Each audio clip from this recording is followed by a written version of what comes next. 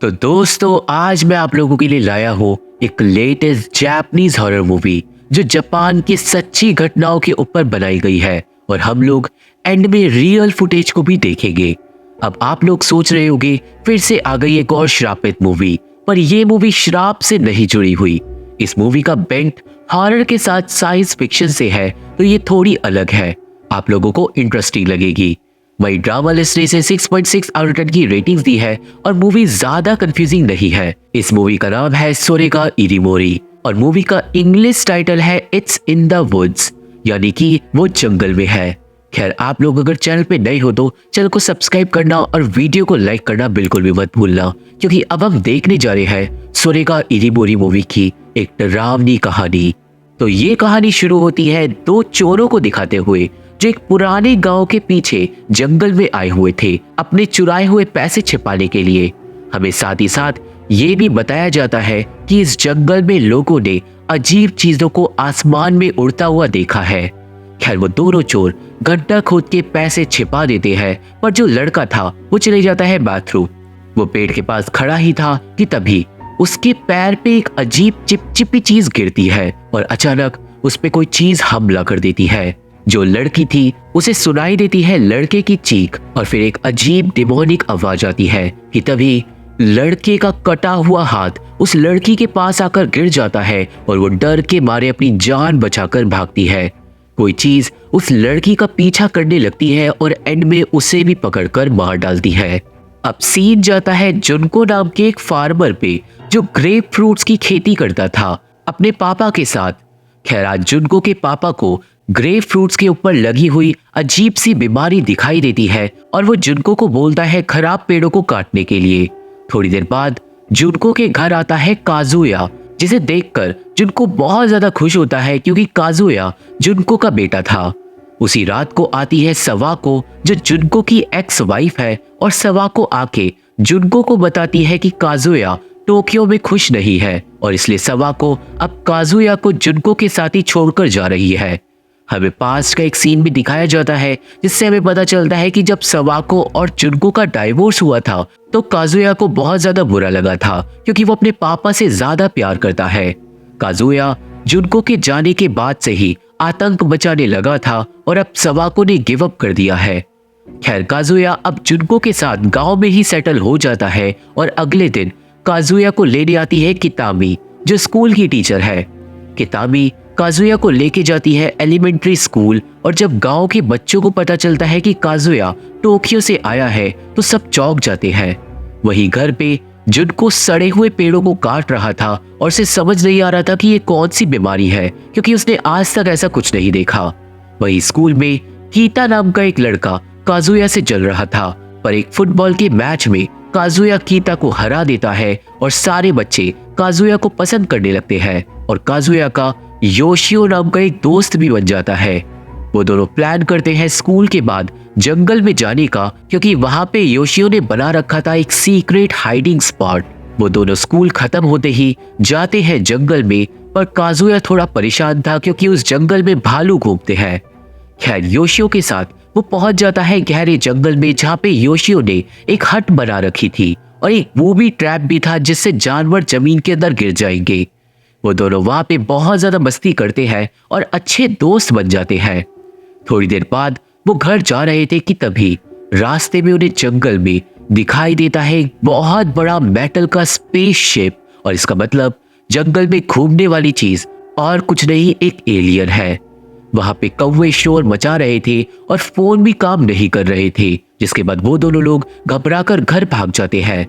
Kazuya ये बात अपने पापा को बताता है डिनर के टाइम पे, पर जुनको को यकीन नहीं था जिससे काजुया नाराज हो जाता है। नेक्स्ट डे स्कूल में योशियो सब बच्चों को बता देता है जो उन्होंने देखा, पर कीता उनकी बात पे यकीन नहीं करता और इसलिए योशियो बोलता है कि वो आज जाके फोटो खींच के लाएगा। स्कूल के बाद अब योशियो और काजुया जाते हैं जंगल में फोटो लेने, पर क्योंकि उन्हें शिप का रास्ता याद नहीं था तो वो दोनों खो जाते हैं और तभी दोनों को दिखाई देता है एक क्रीचर जिसकी योशियो तुरंत फोटो खींच लेता है। वो क्रीचर अब अचानक हमला कर देता है योशियो और काजुया पे और दोनों ही बच के भागते हैं, पर वो क्रीचर पकड़ लेता है योशियो को और उसे अपने साथ खींच के जंगल में ले जाता है। काजुया योशियो को ढूंढने की कोशिश करता है, पर वो बहुत ज्यादा डर गया था कि तभी उसका पैर फिसल जाता है और वो गिर के बेहोश हो जाता है। अब रात हो गई थी पर काजुया घर नहीं आता। जुनको को चिंता हो रही थी तो वो टीचर किताबी को फोन लगाता है, जो बिना देर करे पहुंच जाती है जुनको के पास काजुया को ढूंढने के लिए। किताबी बताती है कि सिर्फ काजुया ही नहीं, योशियो भी गायब है, और इसलिए अब जुनको फोन कंपनी को फोन करता है, जहां से थोड़ी मदद लेने के बाद जुनको काजुया के फोन की लोकेशन निकाल लेता है, जो जंगल के बीचों बीच में थी। तुरंत किताबी और जुनको जाते हैं काजुया को ढूंढने के लिए, जो थोड़ी ही देर में उन्हें बेहोश हालत में मिल जाता है। जुनको घबरा जाता है क्योंकि काजुया को बुखार भी हो गया था। काजुया को तुरंत घर ले जाया जाता है, और जैसे ही काजुया को होश आता है, जुनको उससे पूछता है कि योशियो कहाँ पे है, पर काजुया को याद आ जाता है वो डिमोनिक क्रीचर, जिससे डर के वो चिल्लाने लगता है। अगले दिन जुनको, किताबी और एक सर्च टीम योशियो को ढूंढने जाते हैं जंगल में। सब लोगों को लग रहा था कि बच्चों पे किसी भालू ने हमला किया है, पर योशियो को ढूंढते ढूंढते किताबी और जुनको को मिलता है दबा हुआ एक बैग। उस बैग के अंदर ढेर सारे पैसे थे, जो उन्हीं चोरों के हैं जो मूवी की शुरुआत में मर गए थे। वहीं पास से गंदी बदबू आ रही थी, जिसके पीछे जब जुनको और किताबी जाते हैं तो उन दोनों के ही होश उड़ जाते हैं, क्योंकि वहां पे पड़ी थी उस चोर की लाश जिसे कौवों ने खा लिया था। घबरा के वो दोनों पीछे हट जाते हैं, पर फिर उन्हें जंगल में मिलता है एक क्रॉप सर्कल, जिससे वो दोनों ही चौंक जाते हैं। पुलिस को वारदात में बुलाया जाता है, जो वहां पे सारी चीजों की रिसर्च करती है। डिटेक्टिव नाकागावा इस केस को सॉल्व करने के लिए आता है, पर वो जुनको और किताबी को बोलता है कि उस आदमी को किसी भालू ने मारा है, और वो जो क्रॉप सर्कल है ना, उसकी जांच अभी जारी है कि वो किसने बनाया। पर जुनको को डिटेक्टिव की बातों से ज्यादा सहमति नहीं थी। सीन अब रात में जाता है, जहाँ पे काजुया दुखी था क्योंकि उसका दोस्त योशियो गायब था, और काजुया को लग रहा था कि योशियो मर चुका है। काजुया को उसका पापा समझाता है कि ऐसा कुछ नहीं है। अगले दिन किताबी और काजुया को प्रिंसिपल ऑफिस में बुलाता है, जहाँ पे प्रिंसिपल काजुया को बोलता है कि क्लास में कुछ भी किसी को मत बताना, ताकि बच्चों के बीच में दहशत ना फैले। खैर, क्लास में बच्चे ऑलरेडी बातें बना रहे थे कि योशियो के साथ क्या हुआ, और जैसे ही काजुया क्लास में आता है, उससे बच्चे सवाल करने लगते हैं। काजुया कुछ नहीं बताता, जिससे कीता उसे और परेशान करने लगता है, और उन दोनों में लड़ाई भी हो जाती है। अब सीन रात में जाता है, जहाँ पे जुनको आता है घर पे, पर घर में घुसने से पहले ही उसे सुनाई देती है एक अजीब आवाज, जो उसके ग्रेव फ्रूट के खेत से आ रही थी।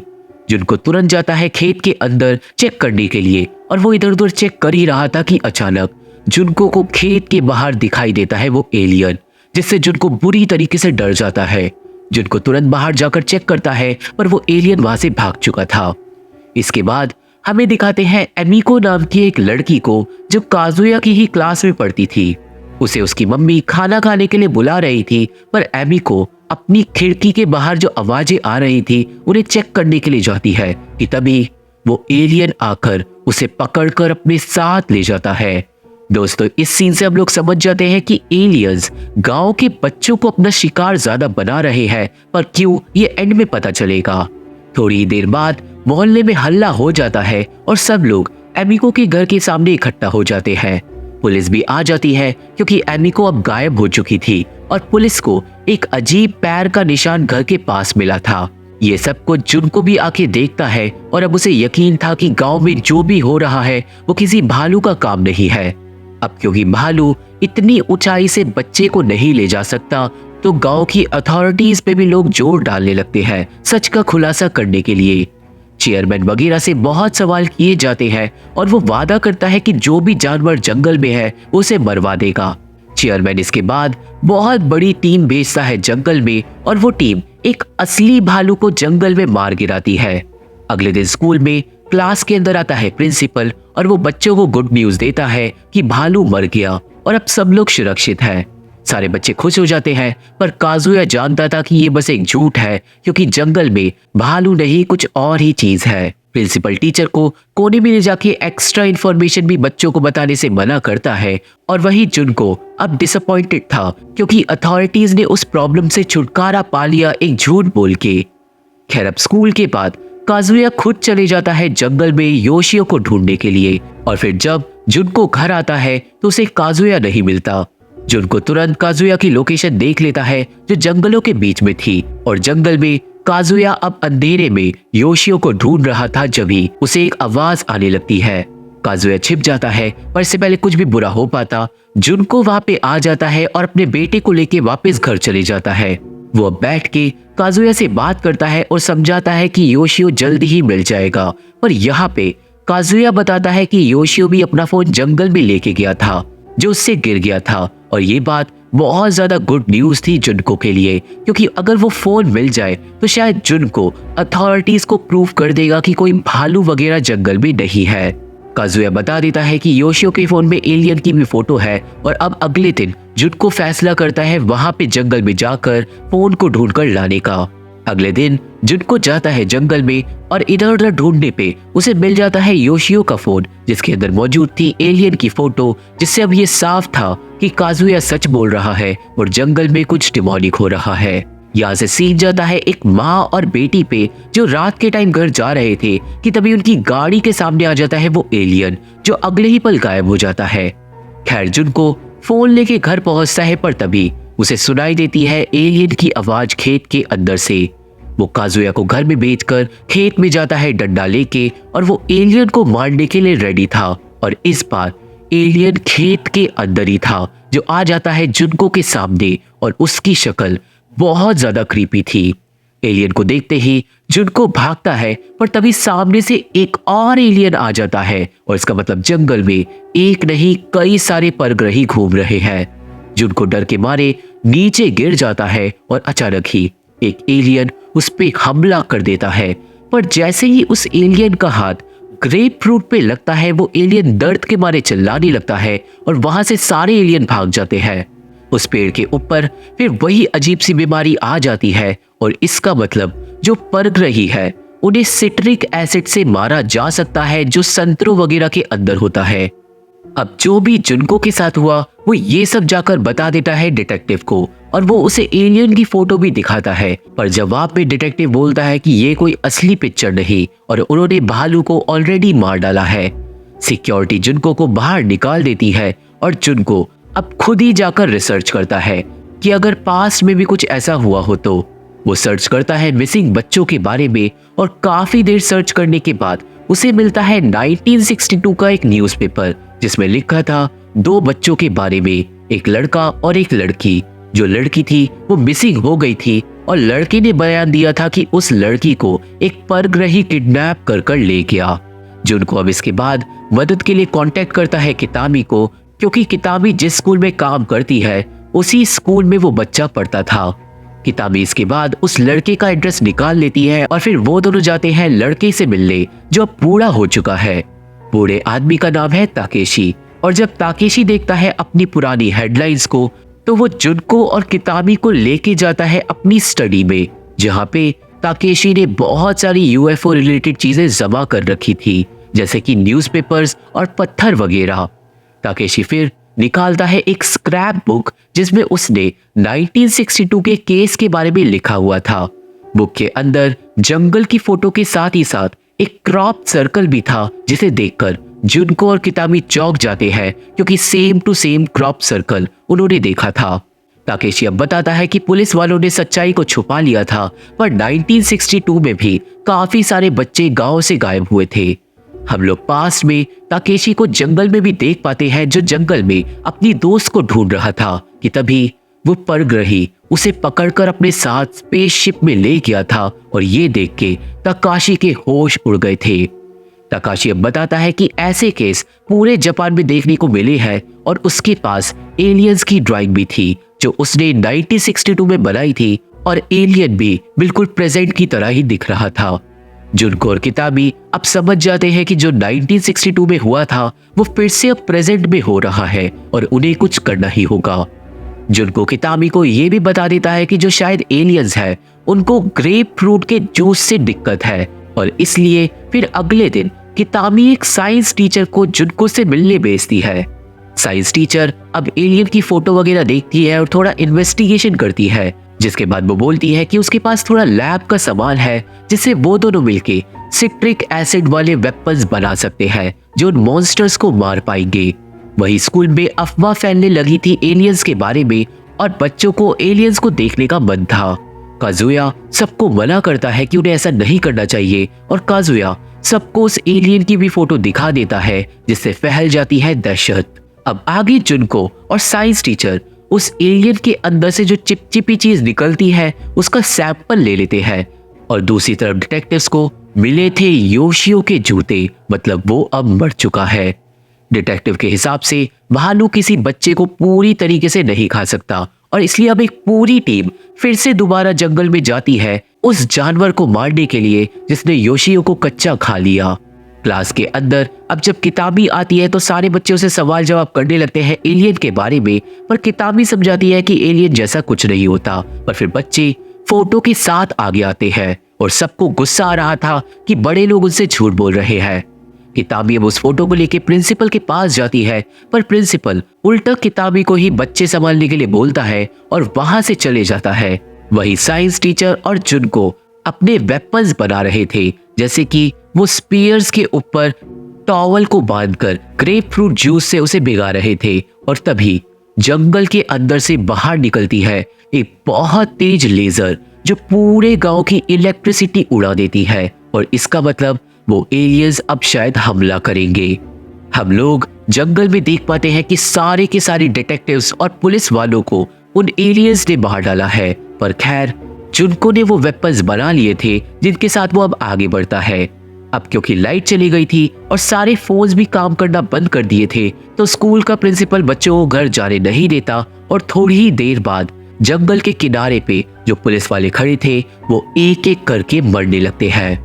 यहाँ पे हम उन एलियंस को साफ साफ देख पाते हैं जो बहुत ज्यादा डिमोनिक थे और सारे के सारे एलियंस स्कूल पे ढाबा बोल देते हैं क्योंकि उन्हें चाहिए थे बच्चे।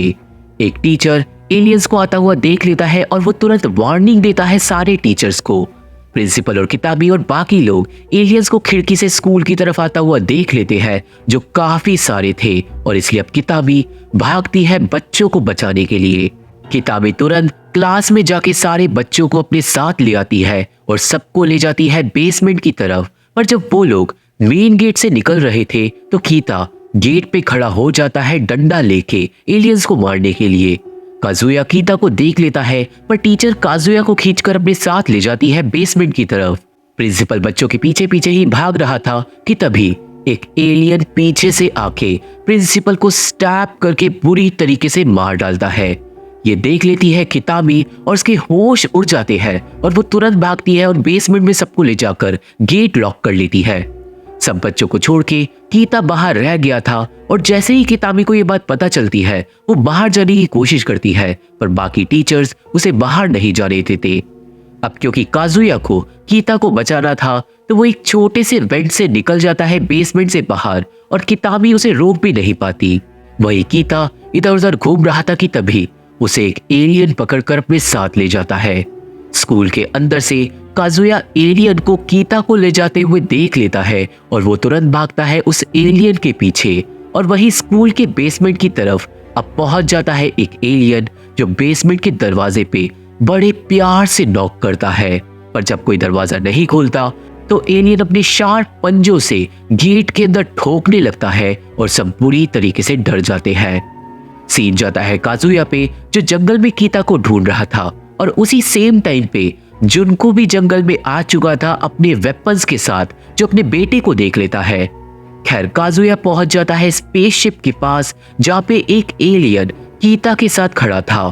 वो एलियन अब अपना मुंह खोलने लगता है और काजुया उस एलियन को एक डंडे से मारता है। पर दोस्तों उस एलियन का मुंह बहुत ही ज्यादा बड़ा और डिमोनिक था जो गीता को एक ही बार में निकल जाता है।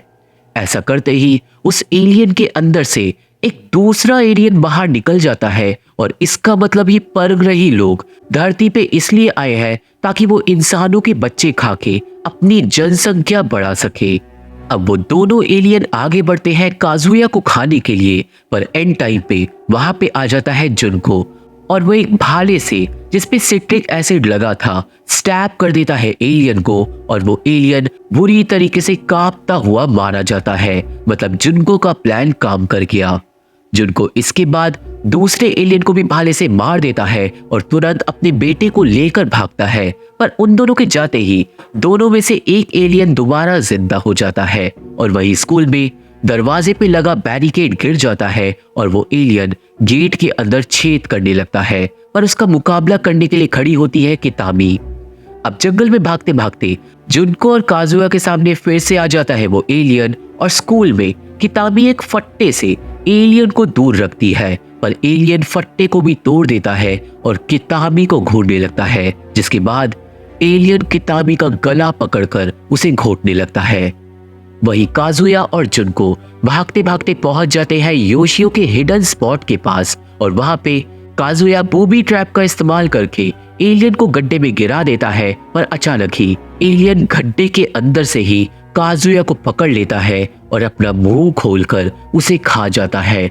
पर अपने बेटे को बचाने के लिए एंड टाइम पे जुनको भी एलियन के मुंह के अंदर कूद जाता है। और अब दोस्तों क्योंकि जुनको के पास बहुत सारे सिट्रिक एसिड वाले वेपन थे तो वो सब एलियन के अंदर कर जाते हैं रिएक्शन और वो एलियन पहले तो दर्द के मारे चिल्लाता है और फिर बुरी तरीके से मारा जाता है।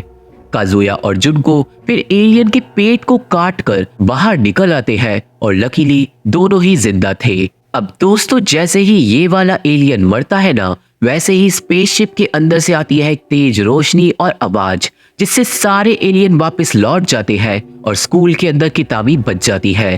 थोड़ी देर बाद वो स्पेसशिप उड़ने लगता है और वापस चले जाता है स्पेस में, क्योंकि शायद एलियंस ने इस बार हार मान ली, पर अगली बार वो फिर आएंगे। सीन जाता है 1 महीने आगे, जहाँ पे सब लोग अब खुश थे। स्कूल में फुटबॉल मैच चल रहा था, पर वही जंगल में फिर से आ जाता है यूएफओ और मूवी यहीं पे खत्म हो जाती है। पर अब हमें क्रेडिट्स के साथ दिखाए जाते हैं जापान में हुए असली केसेस को। हम देख पाते हैं कई सारी रियल यूएफओ फुटेज और इन्वेस्टिगेशन को, और इन्हीं सब के ऊपर ये मूवी बेस्ड थी। तो आपको क्या लगता है, क्या परग्रही सच में होते हैं? मुझे कमेंट में जरूर बताना। तो ये थी एक्सप्लेनेशन सोरेगा इरुमोरी मूवी की, और मुझे आशा है कि आप सभी को ये मूवी समझ आ गई होगी और मेरी वीडियो पसंद आई होगी। ये मूवी देखनी है तो मेरा टेलीग्राम चैनल ज्वाइन करना होगा। मेरे फेसबुक पेज का लिंक और बाकी social media link description box में मौजूद है, तो अगर आप लोग मेरे से जुड़ना चाहते हो तो आप लोग मेरे को वहां पे फॉलो जरूर कर सकते हो। वीडियो पसंद आई है तो वीडियो को लाइक करके और चैनल को सब्सक्राइब करके हमारे सपोर्ट जरूर करना, क्योंकि हमें इन्हीं चीज से हेल्प मिलती है। और मैं आप लोगों से मिलता हूँ अपनी अगली वीडियो में। तब तक के लिए थैंक यू, बाय बाय।